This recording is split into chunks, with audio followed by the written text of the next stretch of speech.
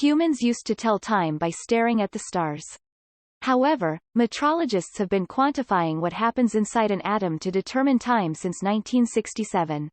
Nevertheless, time has its origins and terminology in astronomical timekeeping. It was originally based on the course of the Earth as it rotated from day to night and back. Ancient Egyptian astronomers utilized a 12-digit duodecimal counting system.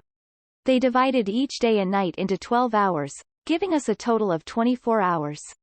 The length of those hours fluctuated depending on where the Earth was in its orbit around the Sun.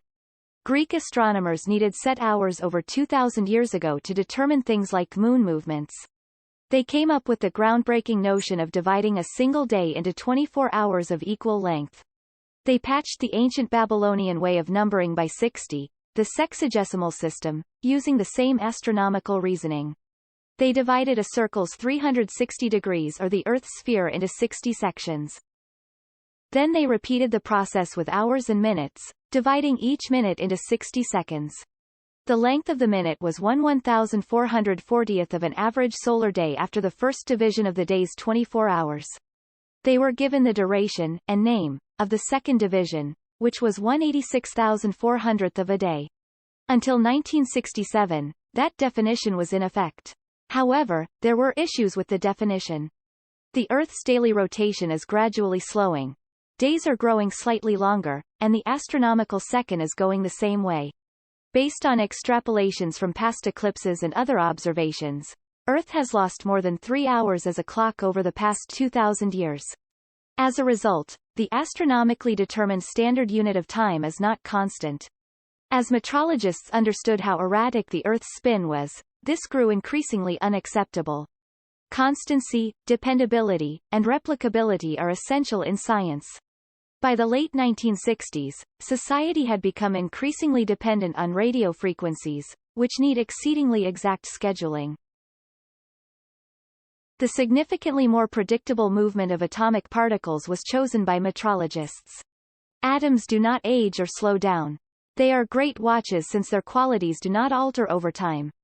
By the middle of the 20th century, scientists had persuaded cesium-133 atoms to reveal their inner ticking.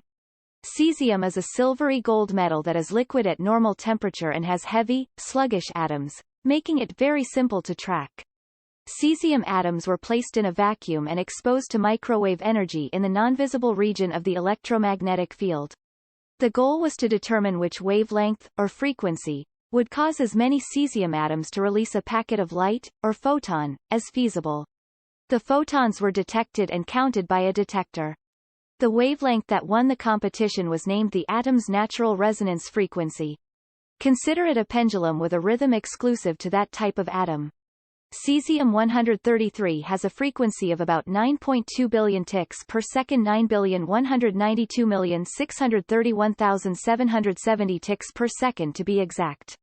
The duration of the second utilized in the experiment was determined by the length of the day in 1957, when the initial scientific investigations were conducted. That was calculated using Earth, Moon, and star measurements. Regardless of the cesium-based definition, astronomical and atomic time are intimately connected. For one thing, atomic time must sometimes be altered to correspond to astronomical time. This is due to the fact that Earth's rotational speed is erratic, whereas atomic time is constant. When atomic time exceeds astronomical time by approximately 1 second, the timekeepers pause it for a brief moment to allow Earth to catch up. Because scientists have discovered new devices called optical atomic clocks, a redefinition of the second is in the works. These atomic clocks work in the same way as cesium clocks, but they measure atoms with a natural resonance frequency, or tick, that is much faster.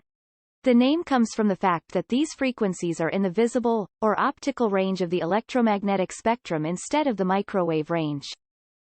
Optical clocks come in a variety of shapes and sizes, each counting the ticks of a different atom or ion, such as ytterbium, strontium, mercury, aluminum, and others. The new second definition should be available by 2030 and will be 1,000 times more exact. Why do we require such accuracy?